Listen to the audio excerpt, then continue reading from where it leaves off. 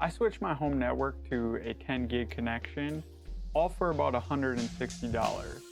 I used two AQC 107 cards and an $80 NICGIGA Switch. Give this video a thumbs up if you're new and let me know what you think of it in the comments below. All parts for this video are going to be linked below, so if you're curious about checking any of them out, be sure to check out the description below. So I recently moved everything into this new studio space here behind me. I built it all from the ground up. You can see my other video if you haven't checked that out already. So with that comes a new workflow. Previously, my router handled all my networking. The router handled two PCs, my workstation and my NAS, and a printer. But the 1 gig Ethernet was killing my project transfers onto my NAS. I had a 1 gigabit Cisco switch, but I never actually used it, so I decided to sell it, and I went straight for RJ45 10 gigabit Ethernet. My whole goal for this project was to get faster transfer speeds between my workstation and my NAS, fix some of my noise with my drives that Plex was having, and I wanted a cleaner desk setup now that I moved into this new space.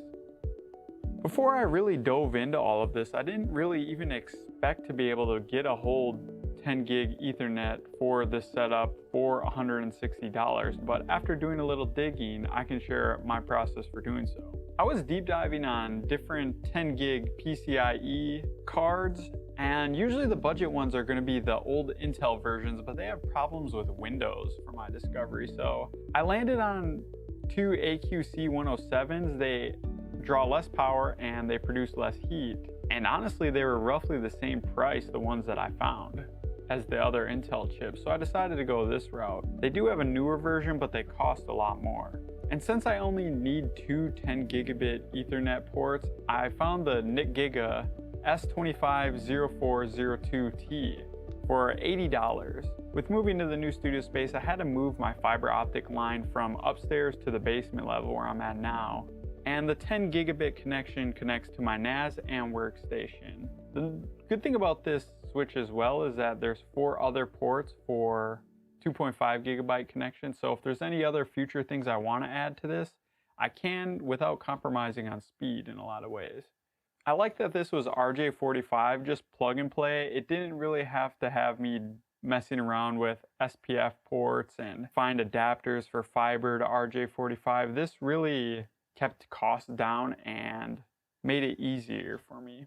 So for a total of $160, I was able to create a 10 gigabit link between my workstation and my NAS, which was the whole goal here. Along with this network upgrade, I wanted to continue to build out my NAS.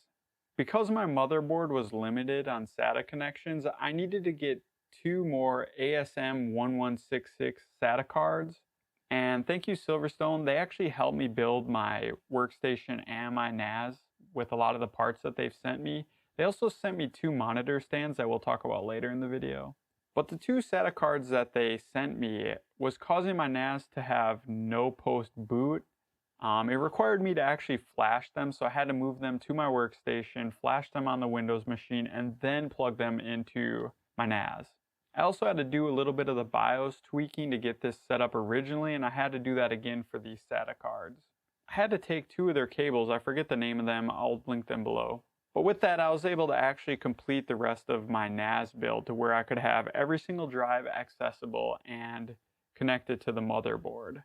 So that allows me to have 12 hard drives connected to the chassis. I also added an NVMe drive to cache my Plex media and the rest of my UNRAID media. Whenever I transfer it over, it goes to the cache before it gets moved over to the hard drives, which does allow actually faster transfer speeds and keeps hard drive disk usage to a minimum. From there, I also made sure that UNRAID was reading my new AQC 107 cards, and I verified my speed connection on both machines.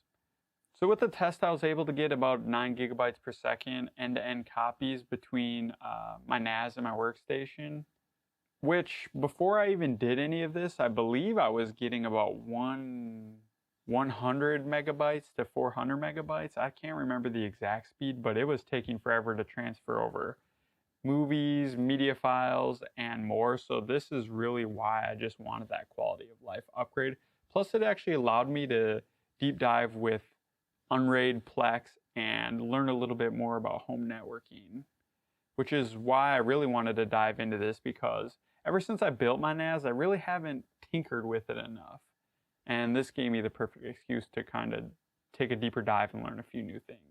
So with my other builds, SilverStone sent over a lot of the things to be able to complete these builds, minus the actual computer hardware. I did request that they send me over 2 more monitor arms. I used to have a dual mount monitor setup, but it kind of wasn't really working with my setup because I have a 34-inch ultra wide and a 27-inch, and it really just wasn't working out because of the distance between them. So SilverStone sent me over an ARM 14 and an ARM 13. This allowed me to set up my ultra wide monitor on their heavy duty stand, and then was just another monitor arm for my smaller monitor, which gives me a nice quality of life upgrade on this desk. All parts for this video are going to be linked below, so if you're curious about checking any of them out, be sure to check out the description below. Another thing with my workstation, the RM44 chassis that SilverStone sent me, was that the door was actually blocking my interface on the front. So I decided to actually cut this out, and I created a custom 3D printed bezel using Polymaker filament. It's the only filament that I use, and I recommend that to anybody who's into 3D printing. So if you're looking for Polymaker filament, go check that out below as well. Check out the affiliate links. All affiliate links support the channel. But if you're really into 3D printing any products, consider looking at PCBWay, today's sponsor. They're actually going to be creating a CNC aluminum version of my bezel, and I also 3D printed a key light air mount for my lights on the ceiling here. But it's super easy to use them. You just upload your files to their website. You get an instant quote back, and you get to pick any of the materials, whether that be 3D printing, but for this I went with aluminum. But they do a lot of other things like 3D printing, sheet metal, and small assembly. Check out the links in the description, and thank you PCBWay. And SilverStone doesn't really get a say on how I produce this content, so these thoughts are really my own. But they do produce high quality products, and I recommend them to anybody who's looking to build their own server. I've been happy with them. But the RM44, their front panel was blocking my interface, so I decided to cut out an access window that allows me to plug in any USBs into the front of the case, just for quick access for USBs or quick transfers that I need to do without having to reach behind the back of the computer. But SilverStone does make a new product that's very similar, the RM4A, so you don't have to do any of this stuff like I have. They didn't have this product originally when I built my workstation, so if I were to do it again, I would get that case. So for my media server upgrade, I actually created a cache with a 1TB NVMe drive. I was using a 500GB SSD internal drive, but I'm actually pulling that out of the computer, put this NVMe drive in. I also ended up picking up 10TB drives for more headroom on my server, but they were used, and one of the drives is failing, I believe. At least that's what UNRAID says. And that's one reason why I like UNRAID though, is that you can kind of preemptively see when these drives are going to be failing before they actually fail. And really the drive isn't even failing, it's just kind of hitting higher thresholds on some of the data key points. I might be pulling that drive out actually and just transferring over some data onto that drive itself and keeping an offline backup at my parents' house. Because you should always follow the 3-2-1 rule. What is that? 3 copies, 2 different media sources, and 1 offsite? I believe that's what it is. Maybe I'll correct it later. Should you copy this build? And absolutely you should. If you move big projects, this is the cheapest path to creator grade speed. Beginners can use this blueprint to kind of get started with a faster internet speed.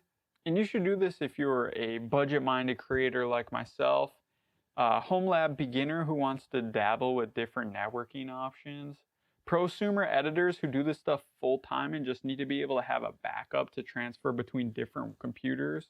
But yeah, if you're curious about checking out the kids' budget gaming PC build with old parts that I have, follow if you want to see it and tell me what you'd change about that and this video as well. I'm curious how you guys have been building your projects as well. I've got a lot of comments on previous videos about my workstation and my server build, and I'm just curious to see how others are doing this sort of thing as well. I really got it into the HomeLab space watching videos and communicating with other people at work that also do this, and it's just been great to kind of be part of that community, and I'm willing to bring other people in because I've got sucked in by this. So let me know how your builds are going. But reflecting on some of this, none of this was a strict need, but it really was just a quality of life upgrade with my studio and server space. The speed boost is huge, and I'm really leveling up some of my computer and networking skills. It's been a blast, and I've enjoyed this journey a lot. I enjoyed sharing this with you guys, so thank you for taking the time to make it to this part of the video. I just want to thank you so much for sticking to this part, and if you did get to this part, once again, please give this video a thumbs up, and let me know what you thought. I'm curious. I really do want to hear from you. Even just drop a comment, something silly like, these network speeds are over 9,000. Once again, thank you to SilverStone for sending over all of the parts to make a lot of this stuff happen. Thank you, Polymaker, for creating the best 3D printing filament out there. And thank you, PCBWay, for sponsoring this video and creating CNC aluminum parts of my 3D models. All product links are in the description below. Consider buying from these links because they actually help support this channel and help it grow. It's been great. I've been working on this channel for actively about 5 years now, and we're about to hit 3,000 subscribers, and it wouldn't have been possible without any of you guys. If you're looking to buy products, it really means a lot to use my affiliate links. We haven't had much income come in through this, but the little bit that has come in, we strictly reinvest all of it into stuff like this. So thank you guys for doing that. If you have any questions on any of this stuff, I'm willing to help you to the best of my ability and answer some questions that you may have if I know the answers, or at least guide you into the right direction. It's pretty easy to do a quick search, and I don't mind doing that for you guys. So if there's any problems you're having, drop them in the comments below. But it's been amazing to build this network for $160 to get the speeds and qualities. You're just really not going to beat it for that price. And so if you're looking for something like this, use my model. Let me know if you know other options out there that are cheaper, but this Switch is the cheapest that I could find, and these AQC cards offer the best support for the price, in my opinion. But yeah, it's been fun to build this network, to tinker with it, to get my NAS and UNRAID up to a next level. Also adding the cache media helps save on drives, kind of expanding my array. And I got plenty of other computer builds that are going to be coming in the future, like we have this kids build coming up with the old parts. I've actually been thinking about getting a 5070 Ti, upgrading my 3070 to that, and that should help with some of my video editing speeds, along with some of the new video encoders that come with the 50 series card. So if you use my links, that's where it's going to go. So I'll see you guys on the next video. Peace.